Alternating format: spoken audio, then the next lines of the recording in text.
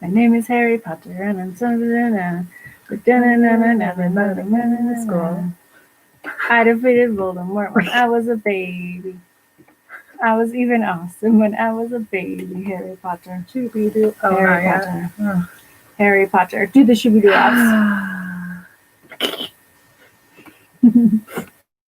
Who's here? Who is it? Who's here? Who are you? Show yourself. That's from Frozen. Show yourself. All right, time to look up my article.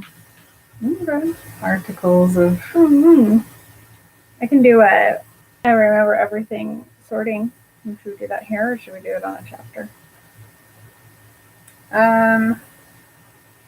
If you want to do it now, go. Guess what? What? Somebody finally told me their Hogwarts house. I wonder who and what. Well, it's one of our faves. It's one of our people who always comes to our lives. She finally decided to be a patron. I'm going to bring her into the Great Hall. I'm going to stick you on top of her head. I would love to sort Ashley from Florida into Hufflepuff. Hufflepuff. Heck yeah, girl. That's with us. What's up? Welcome, welcome. Love it here. Okay, you guys. Today on Remember... Oh. No biggie. Let's introduce ourselves. The Golden Trio. Look at it. It's Rosie, Zoe, and Cherish. Aww. That's a girl. Cute. What's up? Okay. I did not mean to just... I just flipped off Rosie. Rosie... Are you offended? What's up? But I went, sorry. Oh. Me not knowing anything about Harry Potter is still here. Listen, Cherish, if I can be the one to influence all of your Harry Potter thoughts. That's true. I'm fine with You're that. in on with the right people here. Listen, we're not going to lead you astray. Emily wrote this book. Hello, everybody. Hi, everybody. My name is Marin. My name is Emily. And you are listening to Remember Harry Potter. And today on Remember Harry Potter, we're going to be talking about a certain person who, is he a muggle? Is he a wizard? I don't know. It's Argus Filch. Okay, so I knew we were doing this, and I'm like, all right, here's what we do on these episodes. We look up the wiki fan page and we read, but I do have so many thoughts and questions about Argus Filch. He's not a character that we ever really get to know his backstory very much, or what he's about, or why he is the way he is. And I know and understand and recognize and admit that I do a lot of very harsh judgments against the adults in these books, where I'm like, you don't have to grow up and be an asshole just because you were mistreated. But I'm like, what made him the way he is? He is a miserable human being. Mm-hmm. And I am so relieved to finally get to know what his deal is, even a little bit. Yeah. I mean, as far as we know, all we know is that all of the kids hate him, and he's got something going on with Snape's knees, at night. That's all we get from Filch. He is a cat dude. He's a cat guy. So, I mean, that is in the pro column for me. Yeah, true. Pretty much everything else is a con. He works at the school for some reason, but he hates children. I'm not on brand for everybody who works at the school as far as I can tell. But let's dive in. All right. He was born sometime before 1951. Oh my gosh. So he's younger than everybody else, but he looks about 20 years older than everyone. He's 40. But he looks so old. Yeah, super interesting. That's hilarious. We won't touch on this right now, but he is a squib, which is a thing we'll talk about later. He's been the caretaker since around 1973. He usually wanders around with his cats. Wait, what year was he born? 1951. Okay. So he was like 22. And he's like, you know what I want to do? Walk around a castle with my cat. And torture children.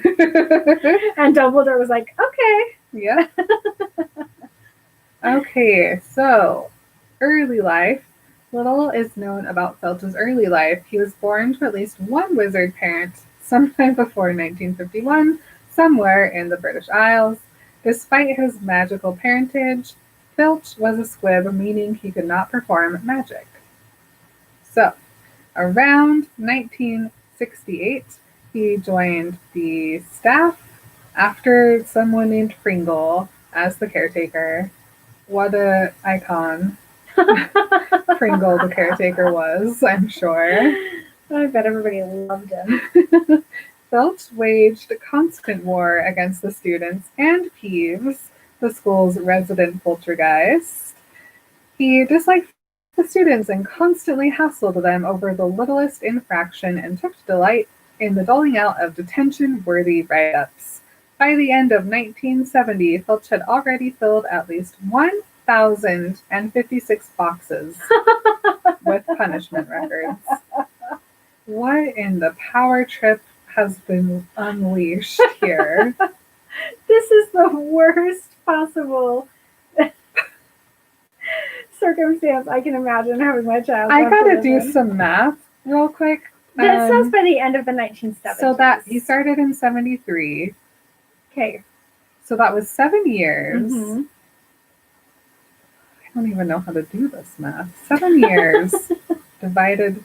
How do you do 7 years? 7 years divided by 1,056 punishments. That's not right. How does math work? Hold on, I got it. It's the other way around. I'm on the wrong podcast. That's 150 boxes per year. Incredible. Which is 12 boxes a month. Boxes. Too many. That's like literally hundreds every single week. Too many. Wow. Too many. Here's what, okay, so Filch waged, listen to this sentence again, everybody. Filch waged a constant war against the students and Peeves. Imagine your entire life, from morning till night, all night long also. I don't think this guy can sleep. He's living a double life because he just doesn't sleep at night. He spends every moment of every day raging a constant war against all the kids and the poltergeist. That's not a life. That's not a life. That's just misery. Yeah. Pure all the time misery. Filch frequently patrolled the hallways at nighttime, hunting down students wandering out of bed and looking for excuses to give them detentions. In his years as caretaker, Filch learned all about the castle's secret passageways and hidden doors better than anyone but the Weasleys and the Marauders. Okay, you know what? He was the caretaker when James Potter was there. Yeah. And like they probably started at like the same time, right? Yeah, so he started being the caretaker about the same time that James Potter started school. Yeah. So he was just following them around disturbed. And learning everything that they learned. Good grief. Filch lived in a dingy and windowless office. Well, that's a recipe for making a happy person. Containing put him in isolation. There, no sunlight, by yourself. Oh no. Not cozy. It's filled with filing cabinets with detailed records of all the students Filch has disciplined. A highly polished collection of chains and manacles hung on the wall behind Filch's desk. I bet Snape knows more about that. Honestly. He always begged Headmaster Albus Dumbledore to let him suspend students by their ankles from the ceiling. And Dumbledore was like, okay, listen, you may not suspend children, but have you met Snape? How many times? It's like of every couple times every year he goes in like, hey, Dumbledore. I was just wondering about the whole like suspending children thing. Is that going to be like cool this semester? And Dumbledore's just like, ha ha ha ha ha. No, but still work here. I know. Imagine keeping him employed at a school when he obviously just wants to torture and kill children. Gosh. During the 1970s, Filch did many write-ups of James Potter and Sirius Black, occasionally accompanied by the names of Remus Lupin and Peter Pettigrew. In the 1977 to 1978 school year... Oh my gosh, no! I just realized that means Snape was also a child at the school during this time. Because Snape went to school with James. Same year. Guys, we've unleashed a new level. I have to go. To the Snape and Filch relationship. What?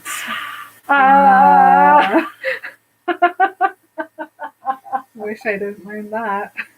I was thinking they were always. Wait a second. Teaching with each other. In the 1977 to 1978 school year, Filch, probably on a tip-off from Severus Snape. What? Why? Why is Snape going to Filch? Ever? Whose obsession it had become to expose his arch-rival James Potter in wrongdoing, confiscated the Marauders' map after the Marauders overreached themselves and were cornered. Filch stored the map in a cabinet marked confiscated and highly dangerous. Although Filch was a squib and could not make the map work properly, he did know that it was called the Marauders' map. Cool. Good observation. Listen to the wording. Okay. I'm ready. By 1984, Filch had Mrs. Norris. He gave birth to her? His cat. He had her? Following Rubius Hagrid every time he went up into the castle. That cat, when he first got it, was like, Hagrid, please adopt me. This guy's so weird. And Hagrid's like, oh, honey. In the 1984 to 1985 school year, Filch and Mrs. Norris found the cursed ice. What? What in the wizarding world of games is this? Suspecting it was linked to the cursed vaults. I have learned so much in the past 12 minutes. I never thought this was going to happen. Is that from the Cursed Child? It is. I don't remember anything. I did read it. I don't remember. I did not read it, so I have no idea. He was about to report to Dumbledore, but spotted Professor Severus Snape first and told him instead he brought the professor to the corridor where he found the eyes on a date. Severus, I found something I would like to show you.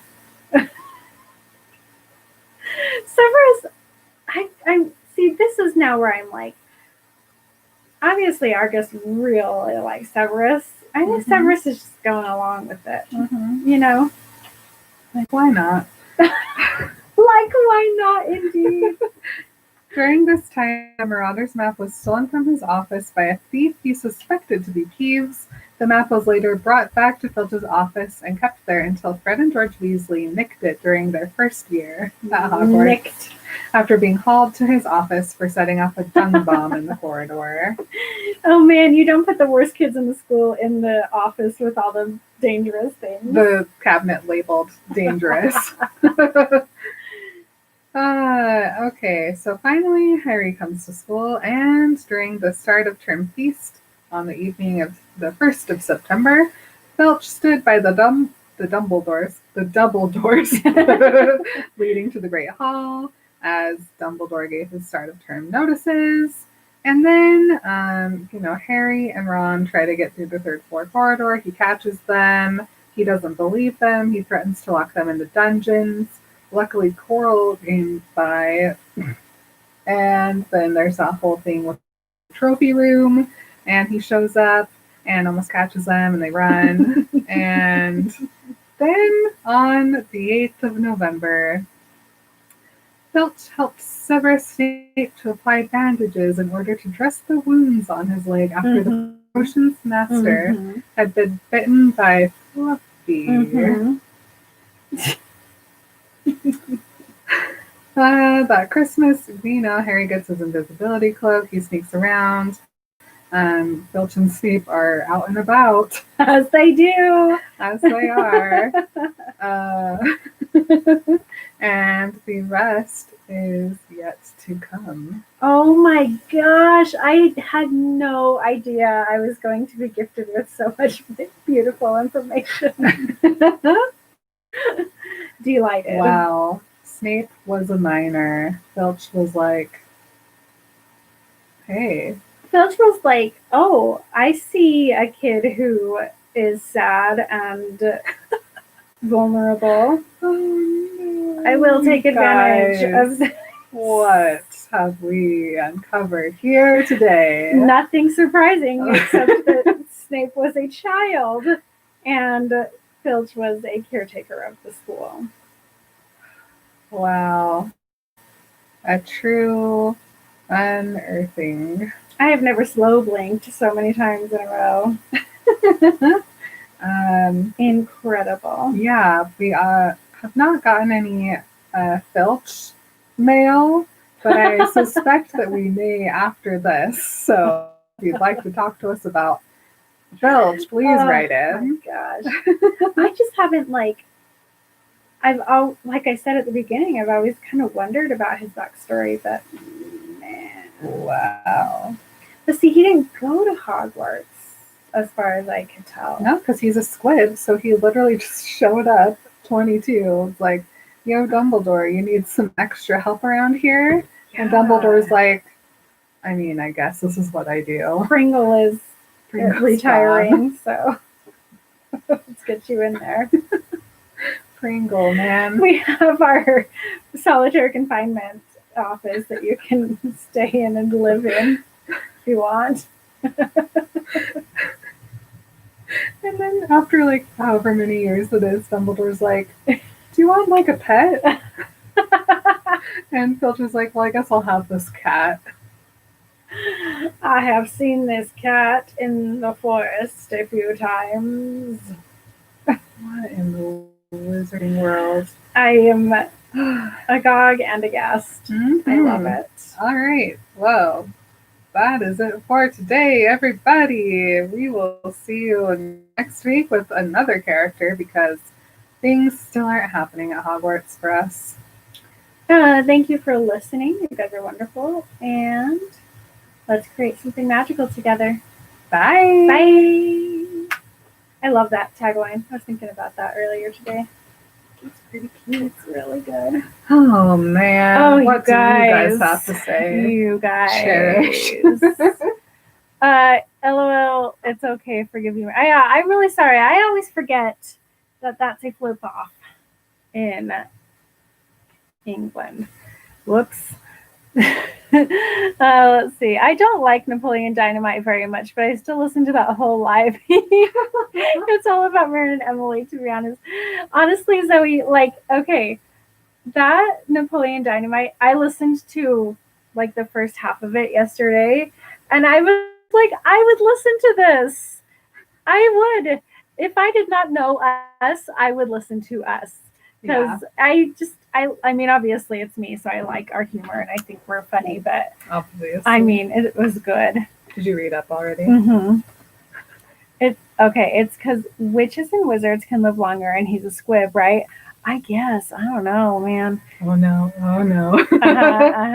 That was when they were realizing that Snape was a student. Mm-hmm. A shared hatred of James, and so the beautiful relationship began. Beautiful relationship. That was a wild ride. Oh, Cherish. I had no idea what was going on the entire time, but I listened. Oh, we appreciate you, Cherish. Cherish. You guys. All right, we got to go do a Patronisode, and then we're going to hop on Instagram. Yeah. Sometime in that time, I have to pee. I have not stood up since 2:00. True. All right, we will end this and we'll see you guys on Instagram. Bye. Bye.